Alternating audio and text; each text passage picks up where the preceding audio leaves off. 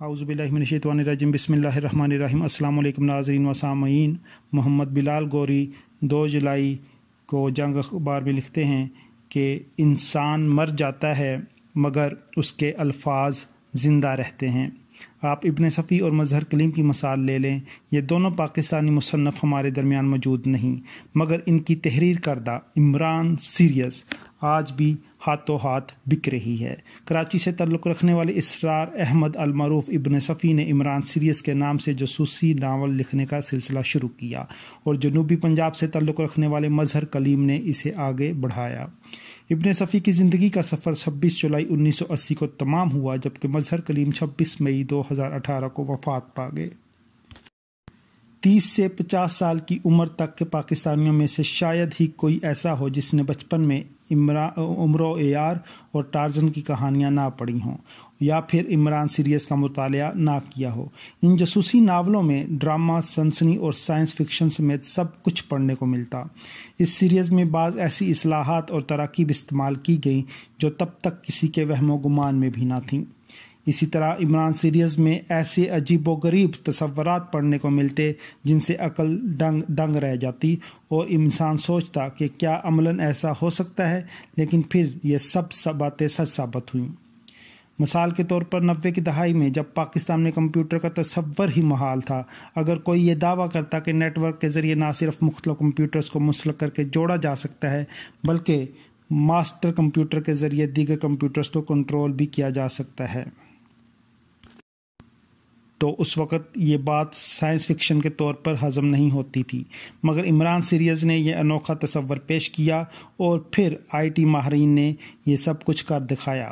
یوں تو عمران سیریز میں Juliana, captain Shakeel, Safdar Saeed, Tanveer Ashraf, Saleha, lieutenant Siddiqui, lieutenant Chauhan, sergeant Nomani, Gul Rukh اور سلیمان سمیت بے شمار کردار ہیں، مگر اس سیریز کا مرکزی کردار اور روح رواں عمران ہے جو X2 کے نام سے جانا جاتا ہے۔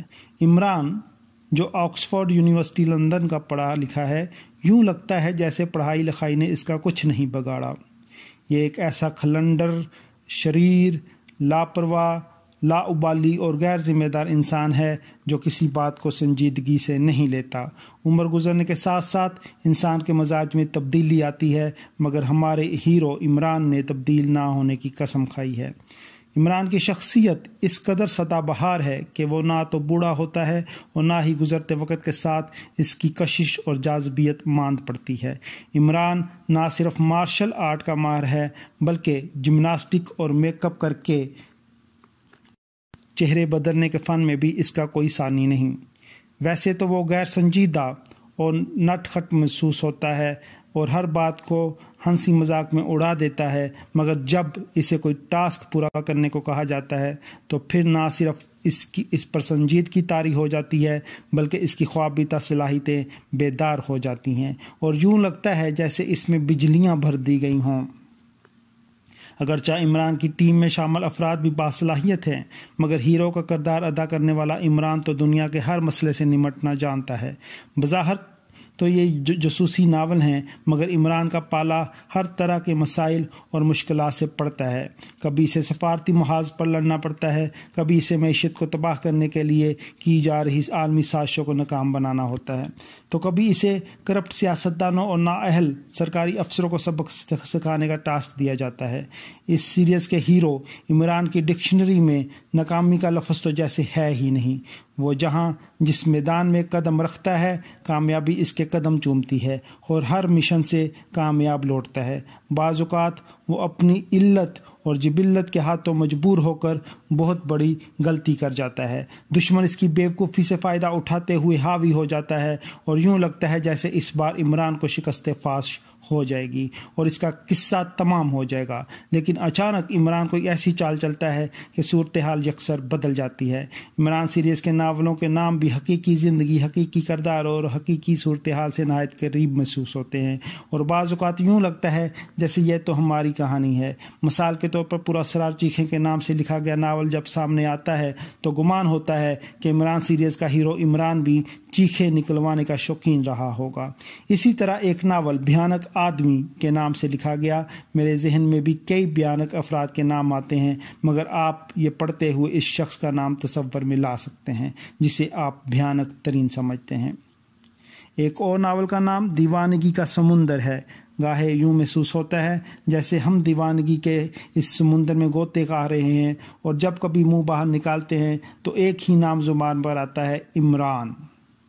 एक नावल गेंद की तबाहकारियाँ के नाम से भी लिखा गया, जिसे पढ़कर लगता है कि गेंद और बल्ले की तबाहकारियों का सिलसिला बदस्तूर जारी है। इमरान सीरीज़ का एक मशहूर नावल है इमरान का अगवा, जिसमें हीरो इमरान को यरगमाल बना लिया जाता है। सोचता हूँ अफसाने भी कैसे हकीकत का रूप धार लेते हैं।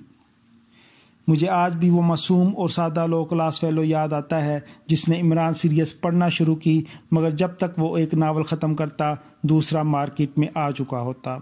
एक रोज़ पूछने लगा, यार ये इमरान सीरीज़ कब ख़त्म होगी? मैं तब इमरान सीरीज़ से तरक्की पाकर नसीम हजाजी के नावलों का रसिया हो चुका था।